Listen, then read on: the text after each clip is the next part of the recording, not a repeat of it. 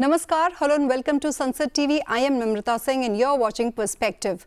The 47th ASEAN Summit and related summits are set to take place in Kuala Lumpur, Malaysia from 26th to 28th October 2025. Prime Minister Narendra Modi will virtually attend the 22nd ASEAN-India Summit on 26th October, where he and ASEAN leaders will review the progress in bilateral ties and chart new initiatives to further strengthen the comprehensive strategic partnership. On 27th October, External Affairs Minister Dr. S. Jaishankar will represent India at the 20th East Asia Summit, which will deliberate on key challenges to peace, stability and prosperity in the Indo-Pacific region and exchange views on regional and global developments. The ASEAN Summit will bring together all 10 ASEAN member states, along with major dialogue partners including China, Japan and the United States, and among others, making it a significant platform for regional diplomacy. India's partnership with ASEAN began in 1992 as a sectoral dialogue, was upgraded to a full dialogue partnership in 1995 and further elevated to the summit level in 2002. In 2012, it became a strategic partnership, underscoring the growing depth of political, economic and cultural engagement. ASEAN remains central to India's Act East policy and its Indo-Pacific vision. The year 2022 marked 30 years of ASEAN-India relations, celebrated as the ASEAN-India Friendship Year, while 2024 marked a decade of India's Act East policy. So to discuss what to expect from the upcoming ASEAN-India Summit, what is the significance of this comprehensive strategic partnership between ASEAN and India, and how India and ASEAN can deepen their collaboration in the next decade, we are joined by an eminent panel of experts. I'm pleased to welcome two distinguished guests joining us virtually. I'm delighted to welcome former Ambassador Sushil Kumar Singhal. Ambassador, pleasure to have you with us on the show today. Thank you. Thank you, Namrata. I'm also pleased to welcome Dr. Anshu Joshi, Professor, School of International Studies, JNU. Professor, thank you for joining and welcome to Sunset TV. Thank you so much. Yeah. Let me begin the discussion with you, Ambassador. Let's start with the foundation of this long-standing relationship between India and ASEAN nations. So how strong is this partnership today? And looking back at the journey since, it began in 1992, how has it evolved over the past 3 decades? Well, Namrata, this journey is very interesting, I would say, because when India started interacting, as you said, in 1992, of course, our relations with Asian countries have been, historical, I would say. But 1992 is the time when we formally started engaging with ASEAN. And this relationship has seen many ups and downs in it because of various reasons. But now, the state which has come is, we have number of initiatives like, Look East, Neighborhood First policy, and these policies coincide and are working in tandem, I would say, with the policies of the ASEAN, because ASEAN is also looking towards India as an anchor. And India is providing that anchor, be it in the trade side, be in a strategic, or even in the field of, maritime relationship, which is very, very important. And I think when we are talking today, when the context of the summit, I think our Prime Minister and EAM are going to point out or launch initiatives, I would say, or offer initiatives, focusing on these areas, because the themes which has been, propagated this time, there's a 3-point agenda which Malaysia has done, which is, we're talking about this strengthening of the economic and strategic and engagement with external dialogue partners, and sustainability and inclusion. When we talk about the sustainability and inclusion, it's completely, gel with the agenda of the government of India. What the Prime Minister Modi has been propounding for last so many years is exactly that we're talking. When we're talking the global south or climate change and sustainability, is exactly the same point which they are talking about. So this agenda, I think, is very much with part of what we are propagating. And this is summit which is taking place at this moment. It's a very, very critical moment, I would say, because as we know, geopolitical and strategically it's a it's a turning point, I would say, in Asia Pacific and for the ASEAN as well as for the other countries. So this is a very important meeting which is taking place at this moment, and it's going to be one of the largest meetings. When we look at the participation of the partners countries, is going to be the largest meeting. So in my view, I think this is a very strategically important for India also, because India, though is not a member, but is an important dialogue partner of the ASEAN. And whatever the decisions are taken among the ASEAN countries, it has impact on India also, because we have a very deep trade strategic relationship with the ASEAN countries, and the kind of pressure they are facing, India has been supporting in different form. So I think it's going to be very important summit, which need to be watched for its impact. I think it will have a very long-term impacts. Absolutely, it will be a very important summit. Dr. Joshi, Prime Minister Modi will be virtually attending the ASEAN-India summit, where leaders will review progress in ASEAN-India relations and explore new initiatives under the comprehensive strategic partnership. And ASEAN, is seen as a key partner for India, not just regionally, as Ambassador also mentioned, but also in the broader global and multilateral order, especially amid the shifting geopolitical dynamics. So how do you view the comprehensive strategic partnership that was upgraded in 2022 as a pathway to deepen and expand India-ASEAN cooperation? See, we have to understand that there has been a long journey when we look at the relationship between ASEAN, Association of Southeast Asian Nations, and India. And being a strategic dialogue partner of ASEAN, ASEAN stays at the epicenter of India's Look East and Act East policy, and at the same time being the 8th trade partner of ASEAN, being a champion of Indian Ocean region and the way India always promotes neutrality and stability and peace in Indo-Pacific region. All these nations also support India in extending its vision of both Sagar, security and growth for all, and Mahasagar. And that's where we have seen that a new chapter of strategic partnership between ASEAN and India was opened in 2022 with a 25 points action plan. And this plan is also related to several other goals that are critical to both ASEAN as well as India, ranging from strategic partnership collaboration to economic partnership to strengthening the infrastructural development in the region, to promoting digital payment systems in and around ASEAN nations, then establishing ASEAN Regional Forum, and then also working out for connectivity delays, and also sorting geopolitical tensions and ensuring regional as well as global peace and security, while also contributing to sustainable development, and the goals are related to climate change containment.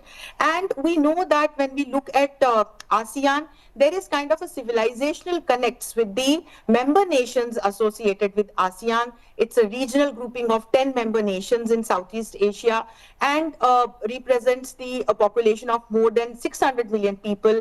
And land also, it's like a big land mass, over 4.5 million kilometer. So definitely in today's times, the kind of shift we are observing in geopolitics and global world order, and the kind of challenges we are facing in global politics, the world looks towards Asia, and that is what our Prime Minister and External Affairs Minister keep stating from different platforms, that this time actually belongs to Asia, and that's where ASEAN has a big role to play, and that's where India also comes as like a collaborator with its agenda to promote all these kind of collaborations, ranging from defense and security to trade and economy to infrastructural development to promoting cyber security, or for that matter all kinds of security, to promoting sustainable development and different kinds of maritime initiatives also, and of course also resolving territorial disputes. So as I said, it's a symbiotic relationship between ASEAN and India, and definitely this summit also holds a great significance. This time the summit is being hosted by Malaysia, and our External Affairs Minister would be joining the summit, and our Prime Minister would be joining it virtually. So I hope that there would be a couple of key announcements, as in we have seen in the past also, when India has positively participated in the past ASEAN summits. Right, right. You know, Ambassador, economic engagement has been the backbone of India-ASEAN relations, and ASEAN remains a key trade partner for India, accounting for around 11% of India's global trade, with bilateral trade, you know, reaching $123 billion in 2024-25. Yet challenges remain, particularly in reviewing the ASEAN-India trade in goods agreement to make it more balanced, effective and mutually beneficial, and improving market access. So, Ambassador, you know, given this context, how do you assess the current pace of India-ASEAN trade growth, and are we moving in the direction and at the scale that both sides envisioned? I would not say that, you know, it has moved in the expected directions, because there have been some hiccups in the, you know, in the implementation of the agreement which we have signed so far, because the expected gains were not that much, I would say, but the direction is very positive. And I think this the problems which has been faced in the implementation, I think they are being overcome now, and because all the countries which are involved, they realize that it is very important that the trade relationship is sustained, and because it's beneficial for everybody, Right. including not only India but also the ASEAN countries, because India is one of the biggest market for them also.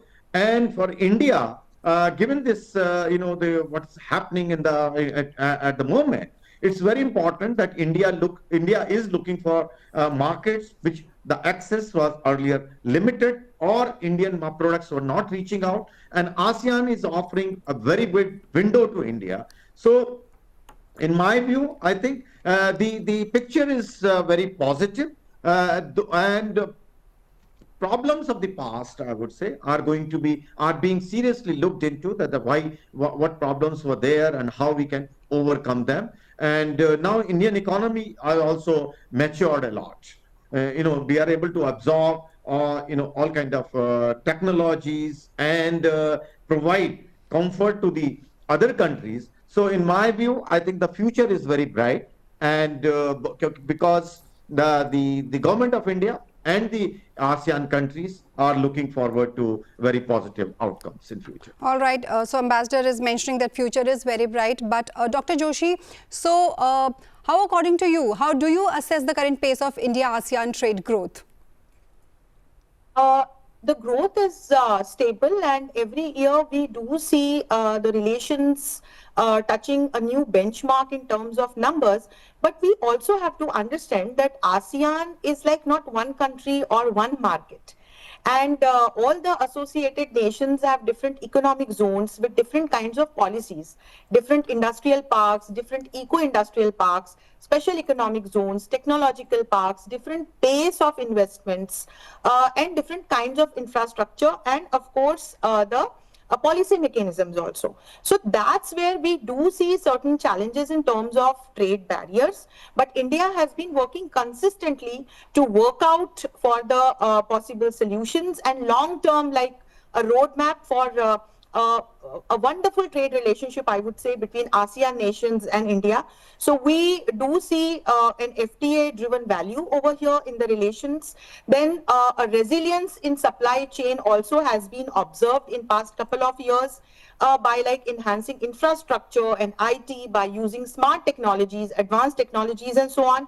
Then we also have seen that how India has been trying to promote the digitalized practices, including UPI, and trade in local currency with ASEAN nations. Then India is also working out on enhancing custom cooperation, cultural cooperation, and tourism cooperation with all the ASEAN member nations to promote trade and economic growth with the associated ASEAN nations.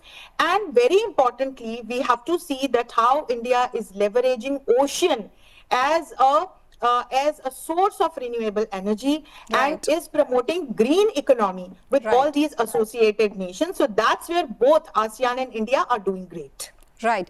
So, Mazda External Affairs Minister Dr. S. Jaishankar will represent India at the East Asia Summit, which will focus on key challenges to peace, stability and prosperity in the Indo-Pacific, which, Dr. Joshi was also mentioning. So, while also discussing regional and global developments, the Indo-Pacific is a central aspect of the ASEAN-India relationship. And ASEAN welcomes India's role as a balancer in the region, supporting inclusivity and sustainable development. So while India has conducted bilateral and trilateral naval exercises to strengthen maritime security, how do you see India's engagement in the Indo-Pacific shaping the ASEAN-India partnership, particularly in terms of the regional stability and security cooperation? Well, this is a very important question, and which every country in the region is facing and looking for the answers, particularly given that geopolitical situation which it is. And India is now, that's what I think Dr. Joshi also mentioned, I was also mentioning. India is coming as a pivot around which the security architecture, I would say, making a very big statement here, is going to be, designed, I would say, because the way India is interacting with the countries in ASEAN and providing them support, be it in the defense procurement, or be it when there is a any tragedy, whenever there is a problems, India is the first responder in the region always. So when we're talking about the East Asia Summit and the participation of Dr. Jaishankar, I think there is going to be a game changer in his speech, and I feel that maybe there'll be some will be, like Dr. Joshi also mentioned about the connectivity or Right. digital infrastructure. I think we are going to talk about that in very great detail, and we also going to reaffirm, I think, expansion of the India's Indo-Pacific Ocean Initiative, IPOI, which will say that maybe some contributions to be made by ES members or something on those lines. I'm expecting that there will be some discussions on that, and of course, India is always willing, and because Indo-Pacific region is very important for us, because of our strategic interests as well as our the trade interests. So I think there's some assurance which has to be given by us that India is willing to join or deepen our multilateral mechanism in the region, which will include not only the security but trade, environment, because the climate change and environment and green technology is very important. We have seen in the ASEAN also in this part of their agenda. And so India, I think, is going to be very important announcement in this area, and also of course, multilateralism. I think this is one area which being taking a back seat at this moment, because some countries are trying to drive the agenda of the multilateralism by I don't want to use those terms, but the Okay. manner the multilateralism is being treated, I think there has to be a renewed call to affirm that multilateralism is there and you need to be focused upon. Absolutely. Another important aspect of the India-ASEAN relationship has been maritime security and regional stability. So, Dr. Joshi, over the years, cooperation has strengthened through information sharing, coastal radar networks, and the establishment of key space stations in Indonesia and Vietnam. And maritime security remains a key pillar of India-ASEAN collaboration. So, I'd like to understand from you two things. One, where do we currently stand in this cooperation, and what are the options for enhancing it further through more naval exercises, deeper defense collaboration, and what goals are we aiming to achieve here?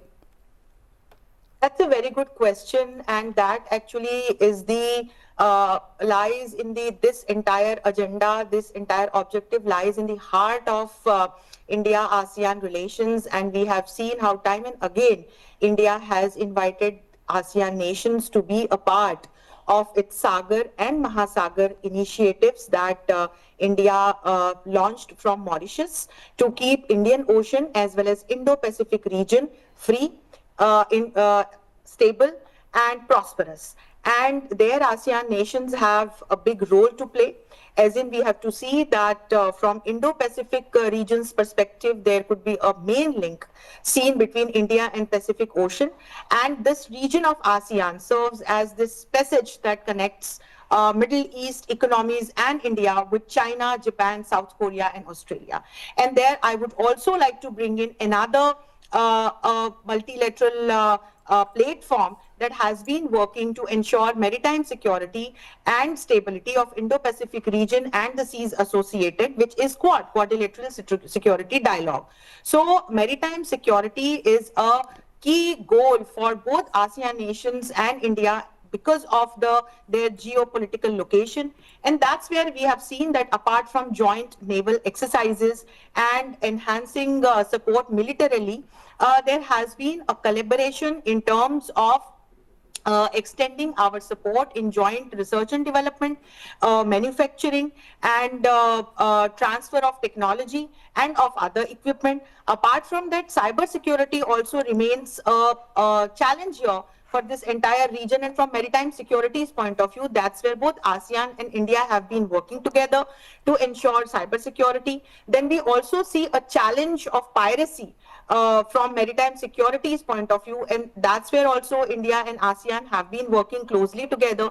So by sharing awareness and exchange of best practices as well as technologies, then by promoting different confidence building measures based on international and regional legal frameworks, arrangements and cooperation, and by promoting capacity building and enhancing maritime cooperation to enforce maritime law and maritime law agencies in this region definitely would help both ASEAN nations and India in ensuring maritime security, and also by fixing or controlling different criminal organizations which have a complex structure at this point in time.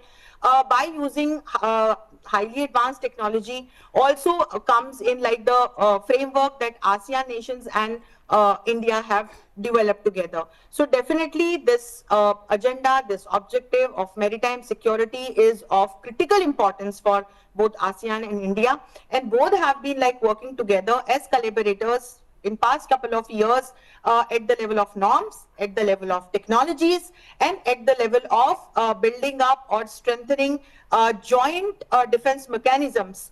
Both ASEAN and India have achieved a very good success in this particular, sector or for this objective. Absolutely. Ambassador, another important aspect of our relationship is India's Act East policy. And the year 2024 marked a decade of, this India's Act East policy, which underscores the centrality of ASEAN in India's regional approach. Because enhanced connectivity under this policy is expected to bring benefits to both India and ASEAN partners. So how do you see India's Act East policy shaping its engagement with ASEAN over the past decade? And what should be the way forward for this partnership in the coming years?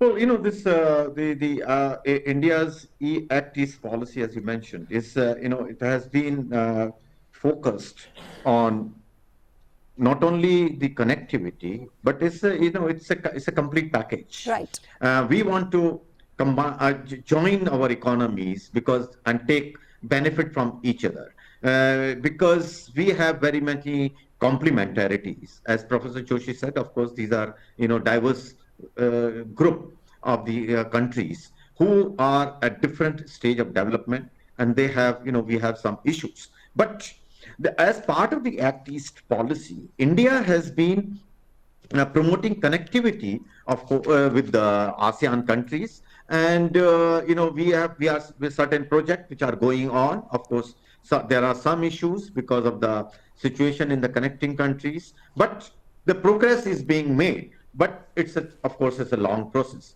That is as far as the connectivity is concerned.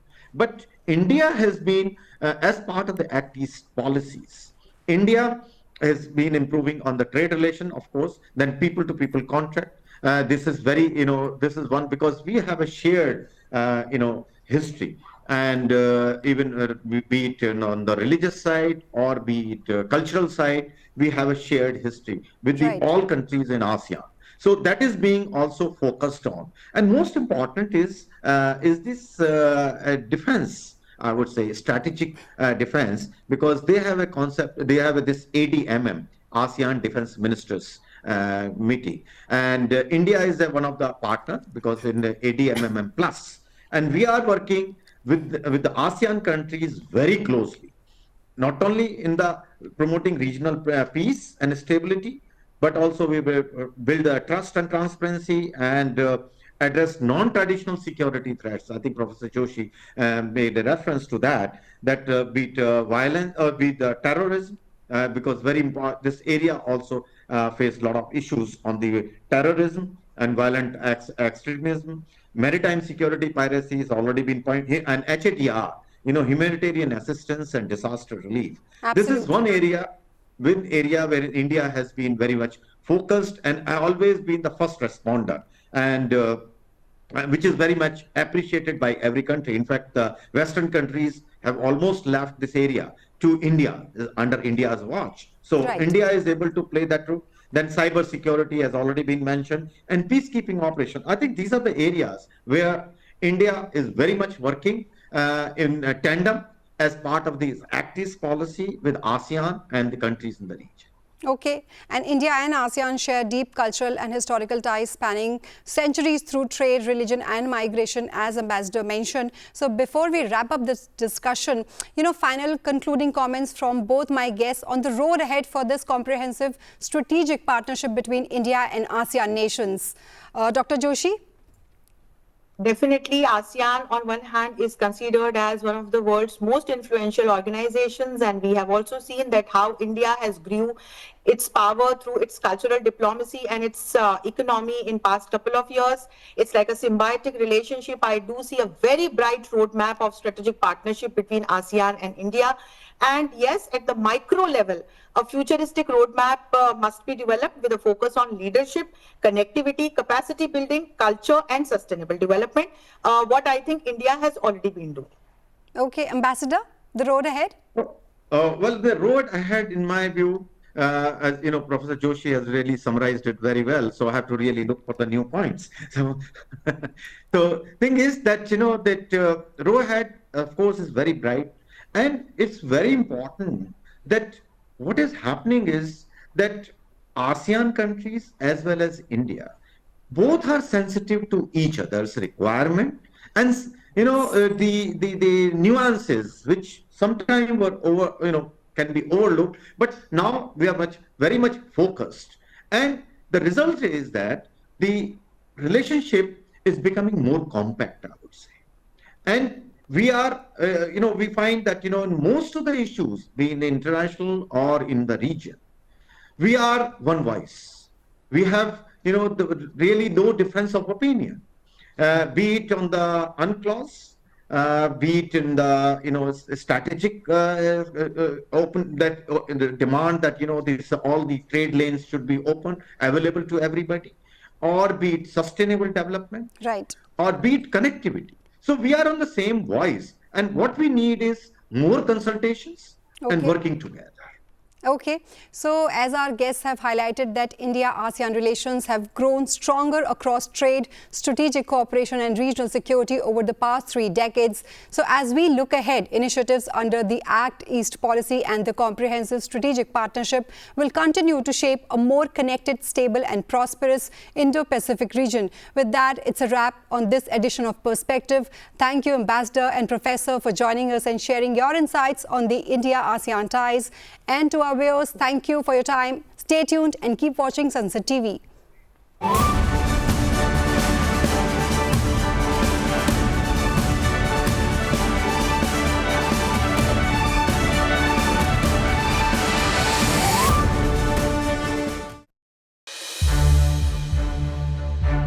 To watch more programs of Sunset TV, subscribe to our YouTube channel and don't forget to like and share them.